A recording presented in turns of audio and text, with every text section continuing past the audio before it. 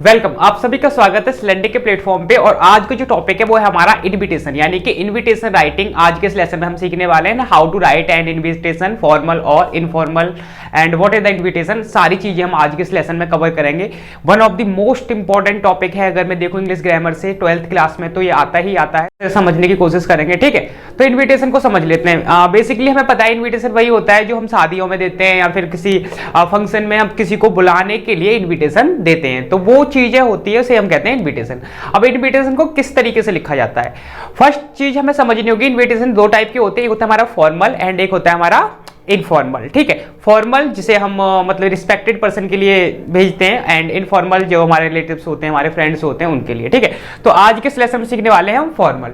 तो फॉर्मल को किस तरीके से लिखा जाता है इसको समझने की कोशिश करते हैं। ठीक है, तो जो फॉर्मल हमारा इन्विटेशन है, बेसिकली इसके भी 3 टाइप्स होते हैं। फॉर्मल जो इन्विटेशन है इसके कितने टाइप्स होते हैं? 3 टाइप होते हैं। एक तो जब हम किसी को बुलाते हैं, यानी कि हम किसी को इन्वाइट कर रहे हैं, तो हम क्या करते हैं, उसे इन्विटेशन को देते हैं, तो उसे बोलते हैं हम गिविंग इन्विटेशन। ठीक है, एक होता है एक्सेप्टेंस। एक्सेप्टेंस का मतलब क्या होता है, जैसे कि मैंने आपको इन्वाइट किया कि है ना मेरे भाई की शादी है या फिर मेरे ब्रदर का बर्थडे है एंड आपको आना है। ठीक, तो आप क्या करोगे, उस इन्विटेशन का आंसर दोगे कि हाँ मैं ना आपकी शादी में आऊंगा या फिर मैं आपके ब्रदर के जो बर्थडे है उसके अंदर मैं आऊंगा, तो उसे हम कहेंगे एक्सेप्टेंस। ठीक है, तो आप आने को तैयार हो तो आपने क्या कर लिया, उस टॉपिक मतलब कि उस इन्विटेशन को आपने एक्सेप्ट कर लिया है। आगे लिखा है रिफ्यूजल। अब रिफ्यूजल का मतलब क्या होता है? रिफ्यूजल का मतलब होता है जैसे मैंने आपको इन्विटेशन लिखा, मैंने बोला कि आपको ना आना है इस तारीख को और ये फंक्शन होने वाला है, बट आपने क्या किया कि नहीं मुझे तो नहीं आ सकता, मुझे कुछ प्रॉब्लम है या फिर मैं कहीं जा रहा हूं, तो आपने क्या कर दिया, मना कर दिया।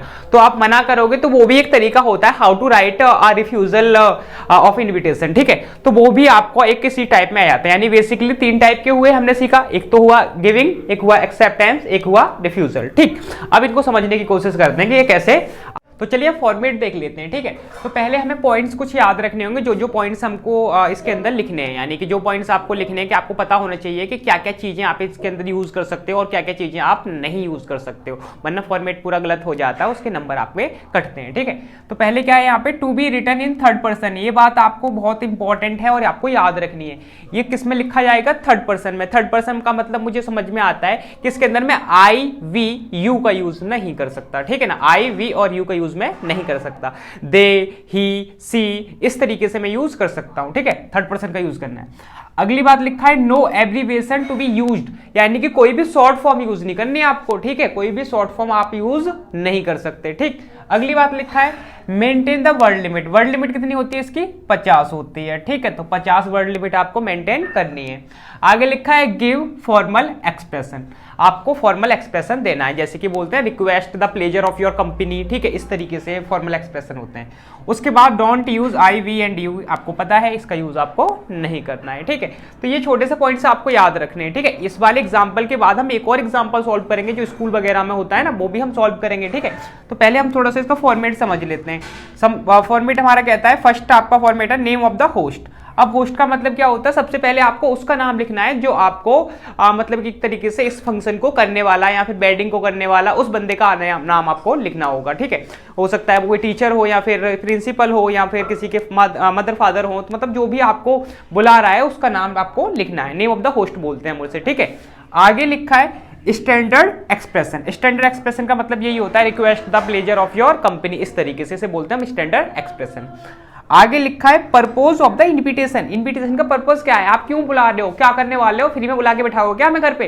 तो इस तरीके से बताना तो पड़ेगा ना आप क्यों बुला रहे हो, कि एनुअल फंक्शन हो रहा है हमारे स्कूल के अंदर, या फिर हमारे स्कूल के अंदर कुछ फंक्शन हो रहा है, या फिर कोई भी सेमिनार हो रहा है, या फिर मैं बोल सकता हूँ किसी की वेडिंग हो रही है, किसी का बर्थडे हो रहा है, तो वो तो बताना पड़ेगा ना, फ्री में थोड़ी चले जाओगे तुम किसी घर पे। ठीक, उसके बाद लिखना है आपको नेम ऑफ द ऑनरेंस। ऑनरेंस का मतलब जिसके मतलब आप करने क्या वाले हो, जैसे कि कोई मिस्टर हैं, मतलब मिस्टर अमित हैं, वो क्या करने वाले हैं, अपने बेटे की शादी करने वाले हैं, या फिर उनके बेटे का बर्थडे है, या फिर वो अपने बेटे के अच्छे नंबर आने पे आपको पार्टी दे रहे हैं। तो क्यों दे रहे हैं पार्टी, या फिर किसके लिए दे रहे हैं, वो आपको लिखना होगा। जैसे वेडिंग होगी तो दूल्हा दुल्हन का आप नेम लिख दोगे। ठीक है, तो वही होता है नेम ऑफ द ऑनरेंस। ठीक है, उसके बाद अगला पॉइंट है हमारा, हमें लिखना है day, date, time and of the event, यानी कि जो इवेंट हो रहा है उसका टाइम क्या है। ठीक है, 11 बजे आना है, 10 बजे आना है, कौन से दिन आना है, तारीख वगैरह आपको सब लिखना है। ठीक है, अगला पॉइंट हो गया मेरा।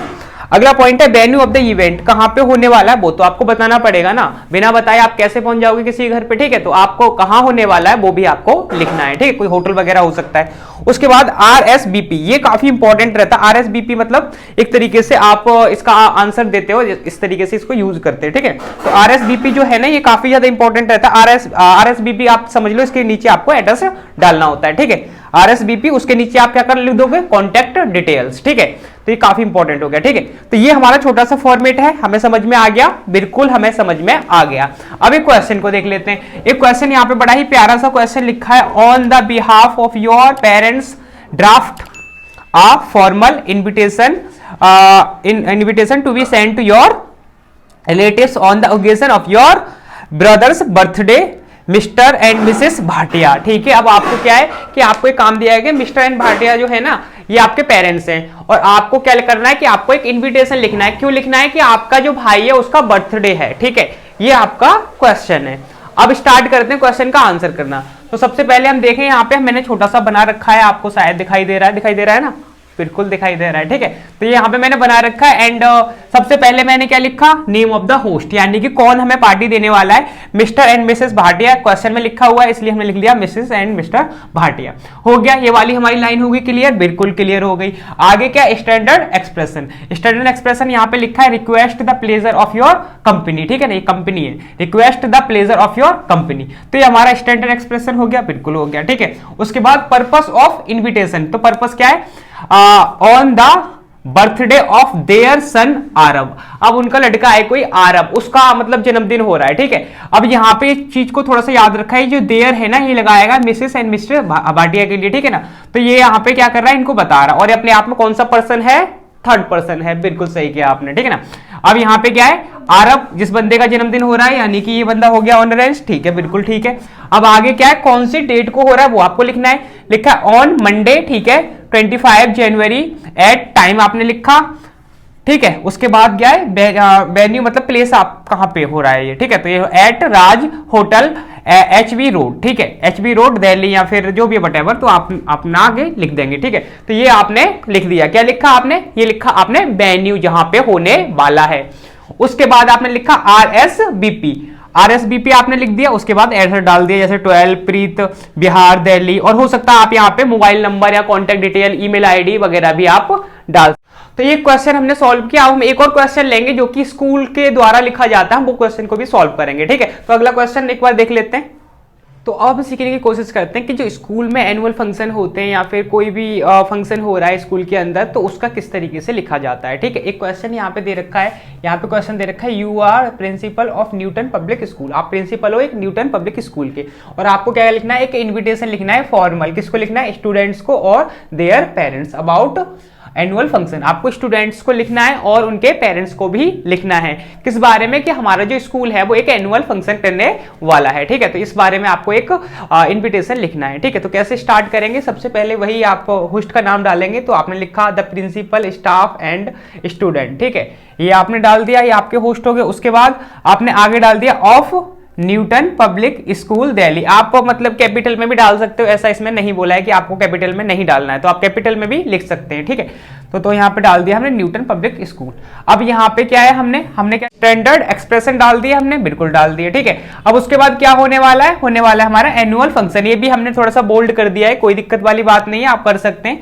तो हमने ये कर दिया, ठीक है। फंक्शन ऑफ देयर स्कूल, उनके स्कूल का। अब ये देयर किसके लिए लगाया गया, ये प्रिंसिपल और स्टूडेंट वगैरह के लिए हमने देयर का यूज किया है, थर्ड पर्सन है, याद रखा जाए, ठीक है।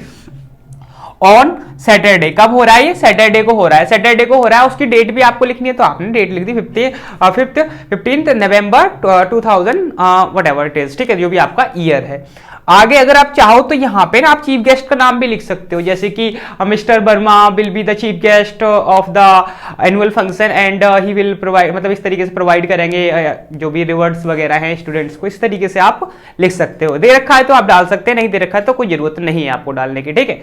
आगे RSVP आपने डाला, उसके बाद प्रिंसिपल, उसके बाद न्यूटन पब्लिक स्कूल दिल्ली। अगर चाहें तो आप नंबर भी डाल सकते हैं।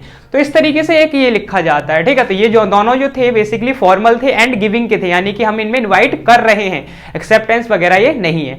एक्सेप्टेंस एंड रिफ्यूजल हम आगे के लेसन्स में सीखेंगे, ठीक है। तो ये था आज का lesson and I hope you enjoyed the lesson. अगर आपने एंजॉय किया है तो आप चैनल को सब्सक्राइब भी कर सकते हैं and I see you in next lesson. Till then take care and have a good day.